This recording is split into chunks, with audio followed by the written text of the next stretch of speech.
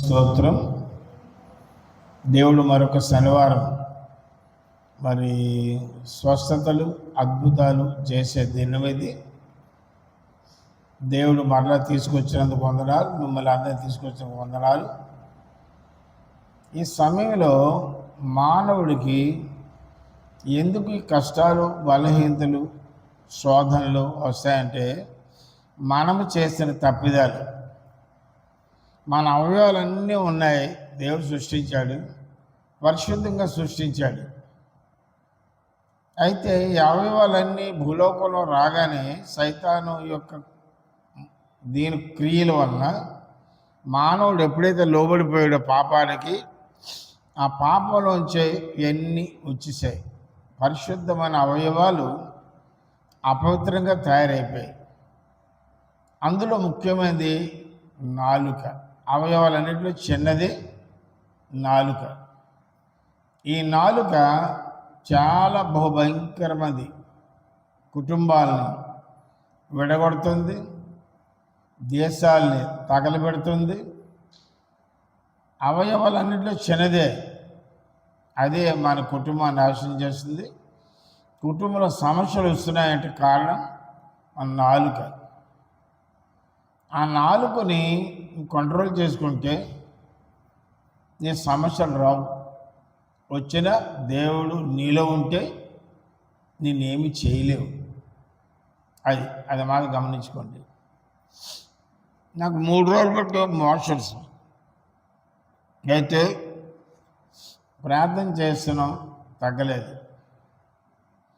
అప్పుడు విశ్వాసం బెనీన్ గారు హీలింగ్ ప్రేయర్ అని ఇంగ్లీష్లో వస్తుంది, సెల్లో బెనీన్ గారి హీలింగ్ ప్రేయరు అది పెట్టి నాకు కడుపుపై పెట్టుకున్నాను.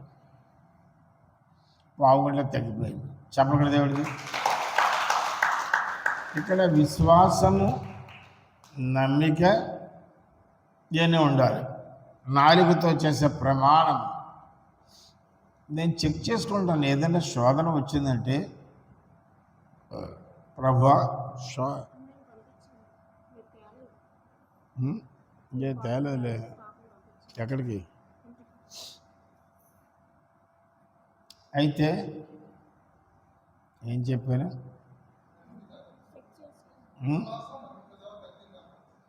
తగ్గింది. అంటే దైవజన్ నేను చేశాను, తగ్గలేదు. ఒక డాక్టర్ దగ్గరికి వెళ్ళాము, తగ్గలేదు. మరొక డాక్టర్ దగ్గరికి వెళ్తాం కదా. అలాగే పెద్ద దైవజనుడు, ప్రపంచానికి దైవజనుడు అయిన బెన్నీ హిన్ గారని, ఆయన హీలింగ్ ప్రేయర్, స్వస్థత ప్రార్థన అందులో వస్తుంది. అది తీసి ఆ కడుపు పెట్టుకున్నాను, సెల్ పావుగట్లో తగ్గిపోయింది. ఒకటి గుర్తు చేసుకోవాలి, దేవుడు మానవ సృష్టించాడు అందరూ సుఖముగా ఉండాలని, సౌఖ్యముగా ఉండాలని. భూలోకంలో ఉన్నతకాలము దేవుణ్ణి విడవకుండా ఉండి ఆయన్నే సేవిస్తూ ఆయన చెప్పిన మాటలు విని ఆయన ఆజ్ఞలు పాటించి అపవిత్రమైన కార్యం చేయకుండా పరిశుద్ధ జీవితం జీవించాలని ఆ పరిశుద్ధుడు నిన్ను నన్ను భూలోకాన్ని పంపించాడు. మనం ఇక్కడ సైతానిక క్రియలు లోబడిపోయి అపవిత్రమైన పరిశుద్ధులోంచి అపవిత్రలోకి వచ్చి పుట్టడంలోనే పాపంలో పుట్టాం. మానవులు పుట్టిన తర్వాత ఏమొస్తుంది? ఒకసారి దినకర్ గారు ఇంటికి వచ్చారు, వాళ్ళ ఇంటికి. ఒకసారి మా ఇంట్లో దినకర్ గారు, పాల దినకర్ ఫ్యామిలీ అంతా మా ఇంట్లో భోంచేశారు. ఇక్కడ మీటింగ్స్ కండక్ట్ చేసినప్పుడు ఆ అదృష్టం నాకు వచ్చింది. అయితే ఇంటికి వచ్చిన భార్య అడుగుతుంది, ఏంటంటే మీ ఒళ్ళంతా గంధపు వాసన వేస్తుంది, గదంతా గంధపు వాసన నిండిపోయింది అని అడిగితే అని అన్నారు. అప్పుడు స్టేట్ బ్యాంకులో పనిచేస్తారు ఆయన కూడా. ఒక గంధపు బెంగళూరులో గంధపు ఫ్యాక్టరీకి వెళ్ళి 2-3 గంటలు గంధపు ఫ్యాక్టరీలో ఉన్నారు. ఇన్స్పెక్షన్ చేయడానికి వెళ్ళారు. స్టేట్ బ్యాంక్ కొన్ని కోట్లు లోన్ ఇచ్చింది ఆ కంపెనీకి. ఇన్స్పెక్షన్ చేయాలి. నేను పెద్ద ఆఫీసర్, 800 బ్యాంకుల మీద అధికారి. చూసి వచ్చారు. చూసారా, గంధపు ఫ్యాక్టరీలో ఉండి ఇంటికి వస్తే ఒళ్ళంతా ఏమైందమ్మా? గంధపు వాసన వేసింది.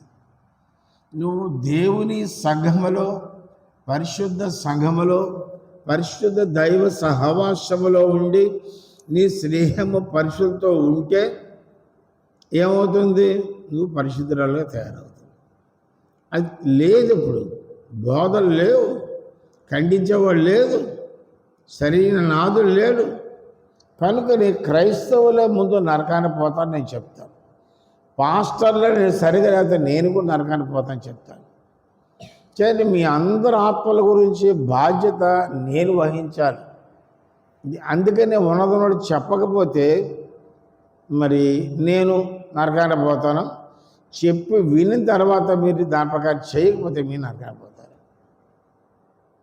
ఎప్పుడైతే వాక్య ప్రకారంగా విని దాని ప్రకారంగా చేస్తున్నారో, జీవితం ఎప్పుడైతే మారుతుందో గంధపు వాసన వస్తుంది.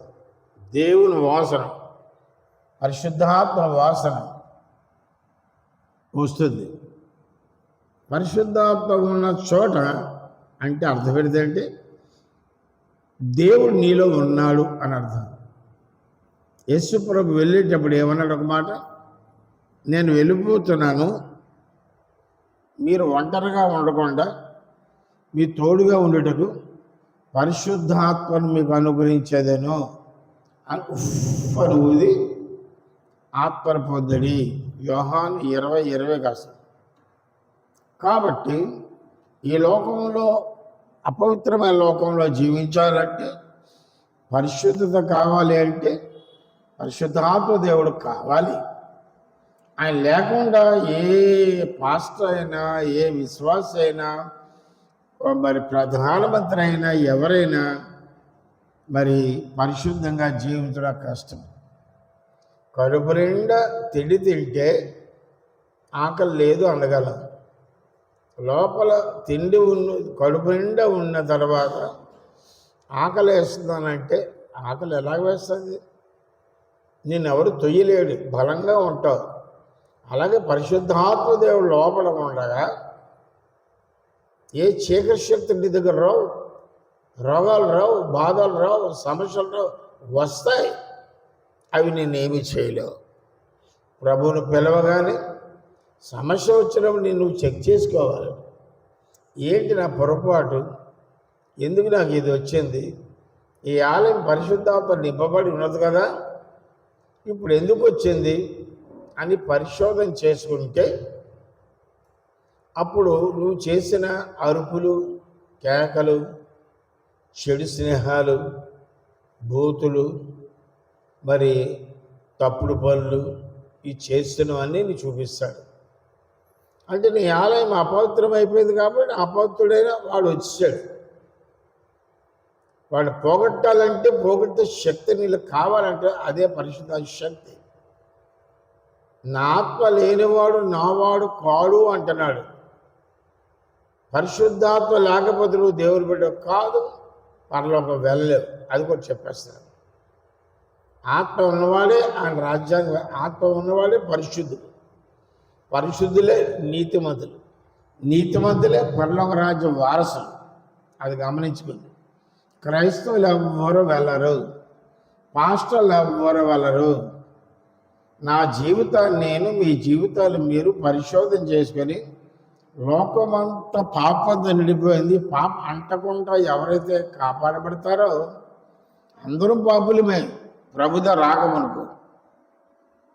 పాపములు ఒప్పుకున్న తర్వాత విడిచిపెట్టి మరలా రెండవసారి ఆ పాపం జోలికి వెళ్ళకుండా శరీరాన్ని కంట్రోల్ చేసుకొని మనసును కంట్రోల్ చేసుకొని ఎవరైతే ఉంటారో ఇష్టానుసారంగా మాట్లాడకుండా కుండాలు చెప్పకుండా ఎవరైతే ఉంటారో వారితో దేవుని రాజ్యం.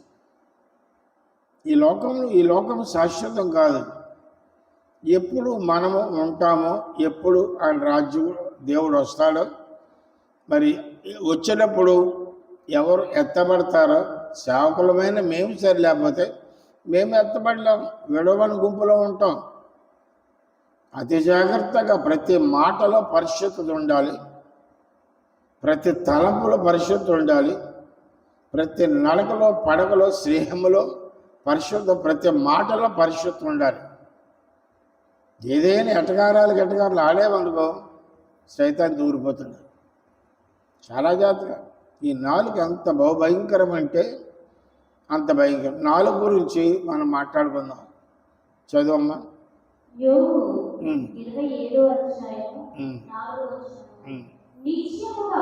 నిశ్చయముగా నా పెదవులు అబద్ధం పలుకుట్లేదు. అబద్ధం పలికేదే నాలుగు, మోసం చేసేదే నాలుగు.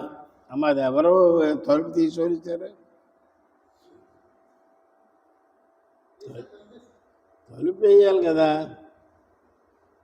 తీసి వస్తే వెంటనే వాళ్ళు వేయాలి, క్రమశిక్షణ. నా నాలుక అబద్ధం ఆడటం లేదు, నా నాలుక మోసము చేయటం లేదు, ఉచ్చరించట్లేదు. మనిషిలో ఈ రెండు ఉన్నాయో గమనించుకోండి సరే.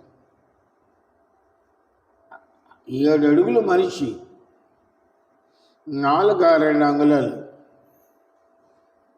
అడవిని తగలబడుతుంది, నీ శరీరం తగలబడుతుంది. శరీరానికి శోధనలు, కష్టాలు, బాధలు, రోగాలు, అప్పులు అని చేసింది ఒక అబద్ధం ఆడటం వలన, ఒక మోసం చేయటం వలన. ఎప్పుడైనా గమనించుకొని నాలుక నిన్ను మోసం చేస్తుంది. నీ నాలుక నువ్వు ప్రతి మాట కూడా అక్కడ రికార్డ్ అయిపోద్ది, జ్ఞాపకార్థ గ్రంథంలో రికార్డ్ అయిపోద్ది. నువ్వు వెళ్ళిన తర్వాత ఓపెన్ చేస్తారు, తర్వాత నరకానికి పోవాల్సి వస్తుంది. చాలా జాగ్రత్తగా ఉండాలి. ఈ దినాల్లో కొండాలు చెప్పడం ఎక్కువైపోయింది. సంఘాలు బాగు చేయడానికి సాతాను వచ్చాడు. ఎవరో ఏదో చెప్తారు, ఒక అమ్మాయి మీద చెడు అని. అమ్మాయిని దూరపరచాలా, ఏం చేయాలి చెప్పమ్మా? నా సంఘాన్ని రావద్దనాలా, నువ్వు నాతో ఏం చేయొద్దనాలా? నువ్వు ఆత్మ పొందినదాన్ని, ఆత్మ పొందిన వాళ్ళు ఏం చేయాలరా? ఏంటి చెప్పట్లేదు, చెప్పు, తెలిసిందే చెప్పు.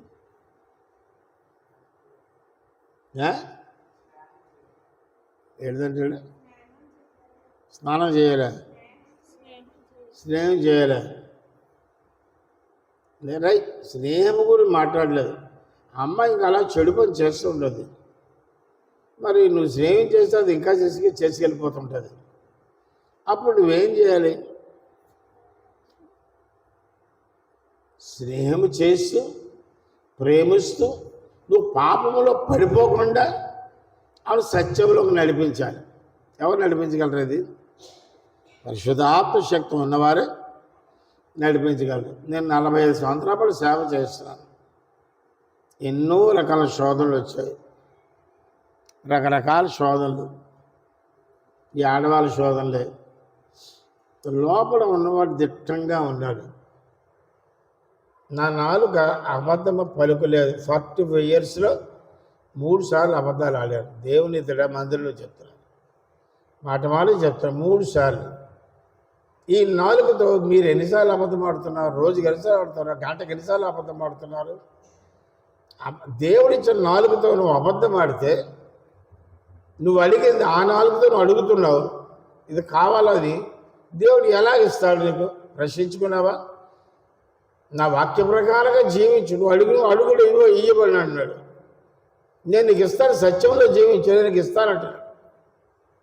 మరి ఆ తడబాటుతో నువ్వు అబద్ధములు ఆడుతూ మోసం చేస్తూ ఉద్యోగాలు ఇప్పిస్తానని లంచాలు డబ్బు తీసుకొని ఎగ్గొట్టి, చీటీలు కట్టుతానని చీటీలు కట్టించుకొని ఎగ్గొట్టి ఇన్ని మోసాలు చేస్తుంటే క్రైస్తవుడై ఉండి, క్రైస్తవురాలై ఉండి ఆదివారం చర్చికి వెళ్తూ ఏంటి లాభం? అది ఇప్పుడు నాకు గుంటూరు నుంచి ఒక ఫోన్ వచ్చింది. వస్తున్నప్పుడు గుంటూరు నుంచి ఒక అమ్మాయి చేతబడి చేస్తారు, చచ్చిపోయి స్థితిలో ఇక్కడికి వచ్చింది. నా దగ్గర 4 రోజులు ఉండనమ్మా పోద్దని చెప్పాను. వాళ్ళ అత్తే చేయిస్తుంది. అంటే ఇద్దరు విడిపోయారు, భార్యాభర్తలు. చేయిస్తుందంటే ఏదో మొత్తం ఉన్నది పోయింది. 4 రోజులు మొత్తం అంత ఎగిరిపోయింది. హ్యాపీగా గుంటూరు వెళ్ళిపోయారు.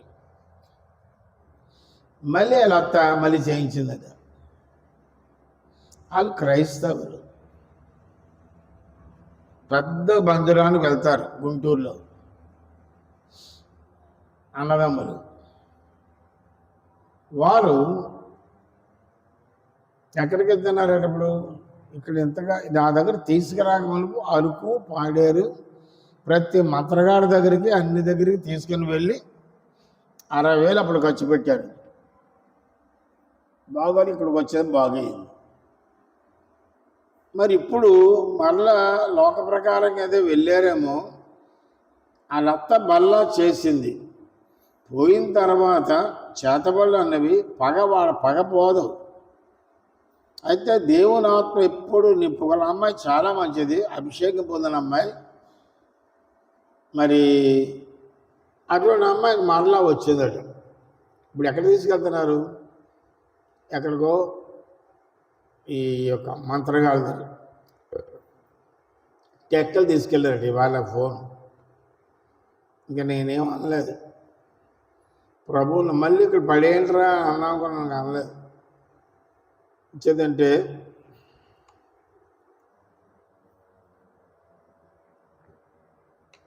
వాళ్ళ మంత్రగాళ్ళ దగ్గరికి వాళ్ళ దగ్గర తీసుకెళ్తే వాళ్ళ క్రైస్తవులా? ఏమా ఏదైనా ఇబ్బంది చేతబడి ఫోన్ కట్టించుకుంటావా? చచ్చిపోతాం. ఫోన్ ఏంటి? నాకు కాలు పడిపోయింది, పక్షవాతం, చెయ్యి అడంచే. మరి చేతబడి చేశారు భయంకరమైన. కొండవాడికి చేయించారు. నేను అప్పుడు పలాస స్టేట్ బ్యాంకులో పనిచేస్తాను. కాలు పడిపోయినాయి. నీళ్ళుగా చోడవరం ఉండగా నేను ఒక చర్చి కట్టాం. అక్కడ అమ్మగారు నా దైవజనరాలు అక్కడ మోసుకొచ్చి పడేశారు. రోజు రోజు క్షీణించిపోతున్నాను. అవయవాలు పనిచేయట్లేదు, మరి ఊపిరి ఆడటం లేదు, బీసిపోతుంది. అందరూ డాక్టర్ దగ్గరికి వెళ్ళాలి. అప్పుడు 20 years మందులు వాడలేదు. అందరూ మా కజిన్ ఎమ్మెల్యే వచ్చి బయలుదేరి వచ్చారో, రారా ఇక్కడికి వెళ్దాం అన్న డాక్టర్ దగ్గర. నేను ఎక్కడికి రాను, నా దేవుడు గొప్ప దేవుడు అని చెప్పాను. ఇంకా చనిపోతున్నాను. ఓ డాక్టర్ గారిని ఓ ఫ్రెండ్ తీసుకొచ్చాడు.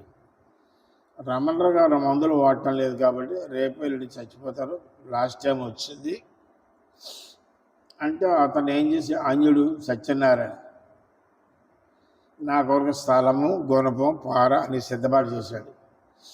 కప్పిటీడని ఒక రాత్రి మీలాంటి ఒక నాతో వారు రక్షణ పొందిన అన్ని కులాల వాళ్ళు ఉన్న బ్రాహ్మణ్స్, కాపులు అందరూ కూడా 8 గంటలు చొప్పున 24 hours చుట్టూ ప్రేయర్ చర్చిలో కూర్చొని 8 hours చేసేవారు ఒక బ్యాచ్. ఒక రోజుని మరి నేను పరిశోధన చేసుకుంటున్నాను, ఎందుకు వచ్చింది ప్రభువా అని.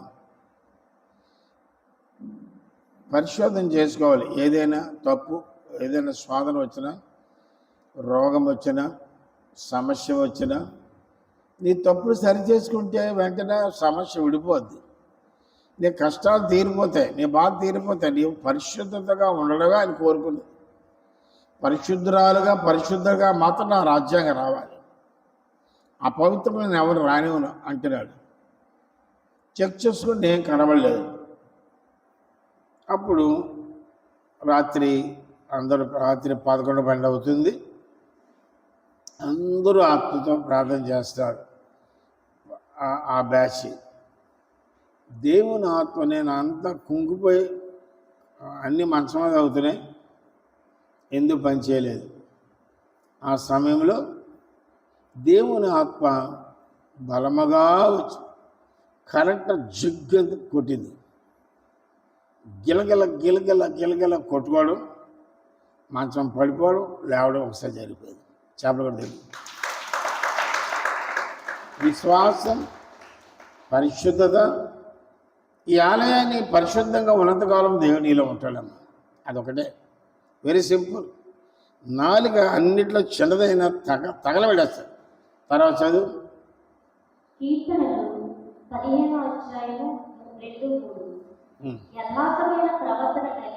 యథార్థమైన ప్రవర్తన కలిగి నీతిని అనుసరించు హృదయపూర్వకముగా నిజము పలుకువాడే అట్టివాడు నాలుకతో కొండెములాడడు, అది తన చెలికానికి కీడు చేయడు, నాలుకతో కొండెములాడు. ఈ కొండెములాడేవారు చాలా గౌరవం. సంఘంలో పెద్దగా ఉన్న వారికి కుటుంబం వర్ధిల్లదు. కొండెములాడటం వలన ఆ విశ్వాస గురించి పరిశుద్ధురాలైనటువంటి వారి గురించి ఒక యవ్వనస్తురాలు కొండెం చెప్పింది అనుకో. కొండెం చెప్తే ఎన్ని ఎవరు చూస్తున్నాడు? దేవుడు చూస్తాడు. దాని ప్రతిఫలం ఎవరిస్తారు? దేవుడే ఇస్తాడు. కనుక ఈ నాలుక ఎంత నువ్వు పాడవడం కాక ఎదుటివాడి కుటుంబాలు కూడా తగలబెడుతున్నావు, తాత్కాలిక ఆనందం పొందుతున్నావు. ఈ లోకంలోనే కొద్ది కాలపు ఆనందం, అవతల వారు బాధపడడం చూస్తూ ఆనందిస్తున్నా, కానీ తర్వాత అంతకంటే కొన్ని రెట్లు శ్రమలు నువ్వు అనుభవిస్తావు. చాలా జాగ్రత్తగా ఉండవు. అందుకని నీ నాలుకతో కొండెములు చెప్పక, నీ నాలుకతో అబద్ధమాడక, నీ నాలుకతో ఏంటిది మొదటిది మోసం చేయక. కొండెము, మోసం, అబద్ధము ఎవరు చెప్తారు ఇవన్నీ ఎవరు చెప్తారు? నాలుక. అంతే కదమ్మా. దానివల్ల తాత్కాలికంగా కొండ అని చెప్పి అనుకుంటున్నాం, కానీ నేను గమనించేవాడు ఉన్నాడు. అక్కడి నుంచి నీ పనిష్మెంట్ వస్తుందని నేను అర్థం చేసుకోవట్లేదు. ఇప్పుడు యేసు ప్రభు వ్యభిచారి రాళ్లతో కొట్టబడి చంపబడమని మోషే ధర్మశాస్త్రం చెప్పింది. చెప్పిన తర్వాత ఆవిడ వ్యభిచారంలో పట్టబడింది.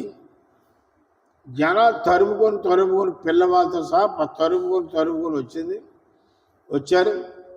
తిన్నగా యేసుప్రభు దగ్గరకు వచ్చింది. ఆ జనాలు అడుగుతున్నారు,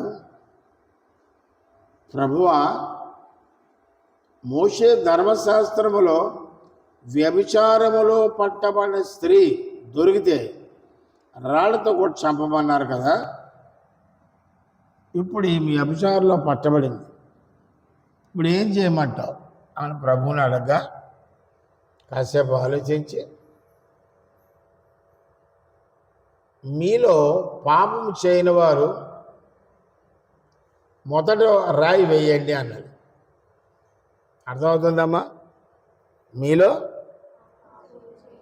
పాపం చేయని వారు మొదట రాయి వేయండి. అందరూ ఒకరు ఒక రాయి విడిచిపెట్టిపోయారు. అంటే అర్థం ఏంటిది? పాపం చేయని వారు అందరూ పాపం చేసిన వారు. ప్రభువా అడుగుతున్నారు ప్రభు, అమ్మ ఎవరు లేరా? ఎవరు లేరండి, అందరూ వెళ్ళిపోయారు. అక్కడ శిక్షించడానికి అర్హత ఎవరు కలిగి ఉంది? ఎందుకు? యేసు ప్రభు పరిశుద్ధుడు, జన్మంలో పరిశుద్ధంగా పుట్టాడు, జీవితం అంతా పరిశుద్ధంగా ఉంది, చనిపోయే వరకు కూడా పరిశుద్ధంగా ఉన్నారు. కనుక దేవుని బిడ్డలారా, ఇక్కడ పరిశుద్ధత ఆధారం. అప్పుడు ఏమన్నాడు? యేసు ప్రభు ఎందుకు వచ్చే లోకంలోకి? పాపులు రక్షించడానికి వచ్చాడు, కానీ నీతిమంతులను రక్షించడానికి చెప్పరే. మీ సీనియర్ కోసం పాపులను రక్షించడానికి వచ్చాను, కానీ ఏమా తర్వాత మాట నీతిమంతు రక్షించడానికి రాలేదు. ఆయనను నీతిమంతుడు ఒక్కడో లేడు. అర్థమవుతుందా బాబా? కొత్త జాగ్రత్త విను. నీతిమంతుడు ఒక్కడు కూడా లేడు. అయితే ఇక నీతిమంతుడు ఎవరు? పాపులు ఎవరు? యేసుప్రభు ఒకడే నీతిమంతుడు. ఆ రాళ్ళతో కొట్టబడి అందరూ పాపులమే. ఆ కొట్టబడిన వాళ్ళందరూ మనం ఉన్నాం. మనందరూ రాళ్ళు వేసి కొట్టడమే మన పని. ఆ అమ్మాయి ఎలాగా, ఈ అబ్బాయి ఎలాగా, ఈ అబ్బాయి ఎలాగని చెప్పేటప్పుడు నీ గురించి చూసుకుంటావా? గుడి వైద్యం చెప్పండి. నీకు 4 ఏళ్ళు చూపిస్తున్నా ఏదైనా ఒకాయలే అందుకే ఏమన్నా నీ కంటిలో దూలం వచ్చుకొని ఎదుటి వరకు అంటే నలుసార్లు చూస్తున్నావు. అర్థమవుతుందమ్మా? ఈ కూతురా? అదే కూతురు అంటే పాపే. వింటున్నావా? ప్రభు నమ్మలేదా? ఫస్ట్ రావడం కాదు, నమ్ముకో. నేను ఎందుకునే కాపులు, నువ్వేంటి కాపులే? అయితే మనందరం పాపులే. నమ్ము. అంత మా కాపు సాంగ్ అంతాను ఇక్కడ. అయితే అర్థం అవ్వకపోతే నన్ను అడగండి. మా రాళ్ళు వేస్తున్న వారు ఎవరు వేస్తున్నారు? పాపులే కదమ్మా. పాపము లేనివాడైతే ఈ అమ్మాయి ఇలాంటిది, ఈ అబ్బాయి ఇలాంటి వాడు చెప్తాడా? వాడు పాపే కదా. మనం రక్షింపబడ్డాం, పరిశుద్ధపరచబడ్డాం, దేవుని రాజ్యంగా శుద్ధపడి అవుతున్నాం, బాప్టిజం తీసుకున్నాం. అదొకటి నీటిలో స్నానం. ఎన్నిసార్లు తీసుకున్నాం నీటిలో స్నానమ్మా మీరు? ఒకసారి మారుమనసు ఉందా మీకు? లేదు. నేను చెప్తున్నాను, మీకు మారుమనసు లేదు. చేతులు ఎత్తేస్తారే జెండా కొయ్యలాగా. ఓ నిలబడమంటే బాప్టిజం అందరూ నిలబడిపోతారు, ఈవిడ ఆవిడ నిలబడిపోతుంది. కనుక పరలోక రాజ్యం వెళ్ళడానికి మనం నమ్ముకుంటున్నాం, కానీ ఈ లోకం శాశ్వతము కాదని మీకు తెలుసా అమ్మా? ఈ లోకము శాశ్వతము కాదు. నాలుక నిన్ను నాశనం చేస్తుంది. కొండేలు చెప్పింది, ప్రభువా మోషే ధర్మశాస్త్ర ప్రకారముగా ఈ వ్యభిచారంలో పట్టబడింది, రాళ్ళేసి కొడతామన్నాడు. అలాగే కొట్టండి, నేను కాదంటం లేదు. మీలో పాపము లేనివాడు మొదట రాయి వేయండి అన్నాడు. అంటే అందరూ పాపులే కదా. ఎదుటివాడు మనం చెప్తున్నాం, మన పాపులం కదా. ఎదుటివాడు చెప్పిన పాపం నీలో ఉందా లేదా? ఎవరు అదవుందా కుర్రాడా? నీకు అదవుందా?